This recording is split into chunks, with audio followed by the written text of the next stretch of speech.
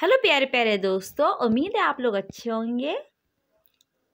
मैं भी अच्छी हूँ। चलिए हमारी वर्कशीट स्टार्ट करते हैं। आज की 58 में साइंस की है गुरुत्वाकर्षण, द्रव्यमान और भार के बारे में पढ़ना है हमें।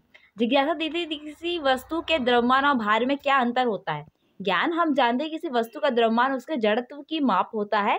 वस्तु का द्रव्यमान जितना अधिक होगा उतना ही उसका जड़त्व भी उतना ही अधिक होगा। किसी भी वस्तु का द्रव्यमान उसकी मौजूद कुल पदार्थ की मात्रा होता है। यानी कि कोई भी वस्तु है उसका द्रव्यमान जो होगा उसका जड़त्व की माप होगा। ठीक है।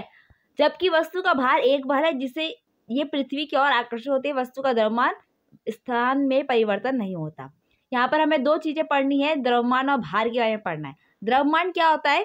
किसी भी इंसान, कोई भी वस्तु है उसके अंदर जो उसका टोटल जो चीज है, ठीक है, जो टोटल चीज है वो क्या होता है? उसका द्रव्यमान होता है। भार होता है उसका वेट। ठीक है। जो कहीं पे 10 किलो है, फिर कहीं पे जाके 5 किलो हो गया, तो वो उसका क्या है? वो उसका भार होता है। और द्रव्यमान क्या होता है? जो उसकी बॉडी में जितना मास है, जितना खून है, वो सब मौजूद है, वो उसका द्रव्यमान है। वो कहीं पे भी जाए वो उसे नहीं बदलेगा। और जितना उसकी बॉडी में 1 घंटे पहले था उतना ही उसके 1 घंटे बाद भी रहेगा। ठीक है। तो ये होता है हमारा द्रव्यमान। वस्तु पर चंद्रमा का भार पढ़ते हैं। पहले एक वस्तु का द्रव्यमान m है और चंद्रमा का भार हम लेते हैं vm। ठीक है। v यानी कि वेट, m यानी कि उसका मून पर यानी कि चंद्रमा पे उसका भार। मान लीजिए चंद्रमा का द्रव्यमान जो है mm है। m क्या है यहाँ पर? उसका द्रव्यमान। और जो छोटा m है वो क्या है? वहां पर हमने मून के लिए छोटा m लिखा हुआ है। ठीक है। और उसकी त्रिज्या को हम क्या मान लेंगे? rm। r यानी कि उसकी त्रिज्या और m यानी कि छोटा m मून के लिए। गुरुत्वाकर्षण के सार्वत्रिक नियम के अनुसार वस्तु पर चंद्रमा का भार क्या होगा?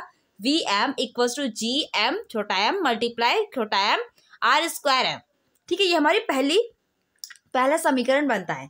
माना उसी वस्तु का पृथ्वी में भार क्या है? Ve। V यानी W यानी कि हमारा वेट उसका यानी द्रव्यमान, और E यानी कि अर्थ। ठीक है। तथा पृथ्वी पर द्रव्यमान उसका क्या होगा? M, E और त्रिज्या होगी RE। तो गुरुत्वाकर्षण के सार्वत्रिक नियम के अनुसार क्या होगा? Ve equal to Gme multiply m upon में r स्क्वायर E। समीकरण 1 और 2 को हम विभाजित करते हैं। ठीक है। विभाजित करने पे हमारा क्या निकल कर आता है? देखिए, ये हमारा Vm है और नीचे V है। दोनों का जो फॉर्मूला था वो हमने एक साथ रख दिया और फिर हमने उसे काटने पीटने के बाद हमारा ये आंसर आता है। ठीक है। m से m कट गया, g से g कट गया, तो हमारा कुछ बचा। बचने के बाद ये हमारा तीसरा जो समीकरण है वो आ गया। समीकरण 3 में सभी का हमने मान रखा। ठीक है। इसका हमें क्या है? मान जो है पता है सभी चीजों का, तो हमने सबका मान रख दिया यहाँ पे। इस तरीके से मान रख दिया और फिर हमने उसे काटने के बाद हमारा आंसर आता है 1/6 यानी 1/6 हमारा आंसर आता है। यानी जो चंद्रमा पे वस्तु का भार होगा 1/6 मल्टीप्लाई पृथ्वी पे वस्तु का भार। जो पृथ्वी वस्तु का भार होगा वो चंद्रमा पर उसका 1/6 बटा यानी कि 1/6 गुना भार हो जाएगा। यदि आप पृथ्वी पे आपका भार जो है 48 न्यूटन है, तो चंद्रमा पे आपका भार जो होगा बहुत ही हल्के होंगे और आपका भार घट के 8 न्यूटन हो जाएगा। ठीक है। क्यों चंद्रमा पे इतना भार हमारा कम हो जाता है? क्यों? आखिर क्या कारण है? चलिए हम पढ़ते हैं इसका क्या कारण है। वस्तु व पृथ्वी का आकर्षण बल वस्तु का भार कहलाता है। V equal to m multiply G। वस्तु का भार एक बल है जिसका परिणाम और दिशा दोनों होते हैं। वस्तु को जो भार होता है वो एक तरह का बल है जिसमें दिशा भी होगा, उसका परिणाम भी होगा।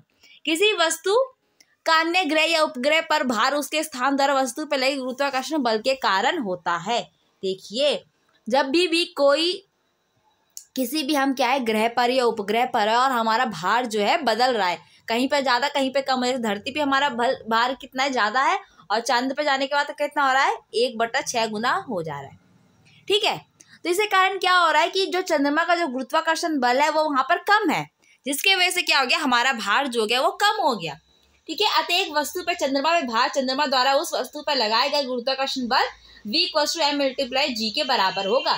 चंद्रमा का द्रव्यमान पृथ्वी से कम है, इसलिए चंद्रमा वस्तु पर कम गुरुत्वाकर्षण बल लगाएगा और वस्तु का भार भी कम होगा।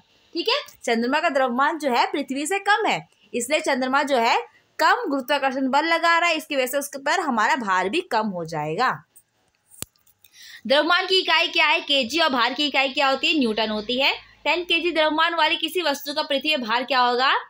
W equal to m multiply G। G जो है 9.8 है, तो V equal to 10 kg multiply 9.8 metre per second square 98 newton. ठीक है। ये समझ में आ गया आपको? कि अगर कोई वस्तु है पृथ्वी पे, उसका भार कितना होगा। देखिए अगर उसका द्रव्यमान जो है 10 kg है तो उसका टोटल भार न्यूटन में कितना होगा। न्यूटन में हम क्या करेंगे, 9.8 मीटर पर सेकेंड स्क्वायर से मल्टीप्लाई करेंगे तो ये हमारा आंसर निकल कर आता है। ठीक है, चलिए हम पहला क्वेश्चन करते हैं। एक वस्तु का भार चंद्रमा और पृथ्वी में से किस पर सबसे कम होगा, कारण स्पष्ट कीजिए। देखिए आपको बता रहा है कि भार किस पे कम होगा, तो किससे भार कम होता है, अभी हमने पढ़ा है वस्तु का भार चंद्रमा पे कम होगा, ऐसा चंद्रमा का कम गुरुत्वाकर्षण बल के कारण होगा। दूसरा क्वेश्चन कह रहा है हमारा कि किसी वस्तु के चंद्रमा पे भार को ज्ञात करने के लिए गणितीय सूत्र परिकलित कीजिए। हमें गणितीय सूत्र निकालना है जिसमें हमें चंद्रमा पर हम भार को ज्ञात कर सके। इसका आंसर आप करेंगे, देखिए चंद्रमा भार को ज्ञात करने का जो सूत्र है वो है चंद्रमा वस्तु का भार इक्वल्स टू 1/6 मल्टीप्लाई पृथ्वी पर वस्तु का भार।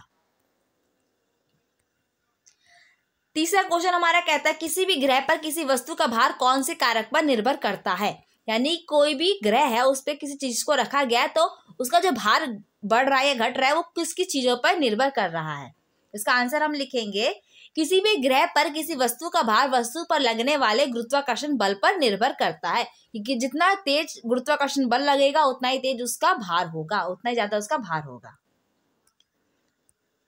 चौथा क्वेश्चन करते हैं, यदि एक व्यक्ति का चंद्रमा पर भार जो है 10 न्यूटन हो और उसका भार पृथ्वी पे कितना होगा। देखिए चंद्रमा पर कितना भार है, उसका 10 न्यूटन है, तो पृथ्वी पे कितना भार होगा, तो हम देखते हैं उसका आंसर। व्यक्ति का भार चंद्रमा पर है 10 न्यूटन, पृथ्वी पर वस्तु का भार या व्यक्ति का भार कितना होगा, 6 मल्टीप्लाई चंद्रमा पर वस्तु का भार, तो 6 मल्टीप्लाई 10 इक्वल्स टू 60 न्यूटन। तो व्यक्ति का भार पृथ्वी पे कितना होगा, 60 न्यूटन होगा। ओके फ्रेंड्स, यहाँ पे हमारा वीडियो कंप्लीट होता है। आई होप आपको वीडियो पसंद आया होगा। इसे लाइक कीजिए, कमेंट कीजिए और अपने सभी दोस्तों को शेयर करना ना भूलिए। और ऐसी प्यारी प्यारी वीडियोस देखने के लिए मेरे चैनल को सब्सक्राइब करिए। Thank you.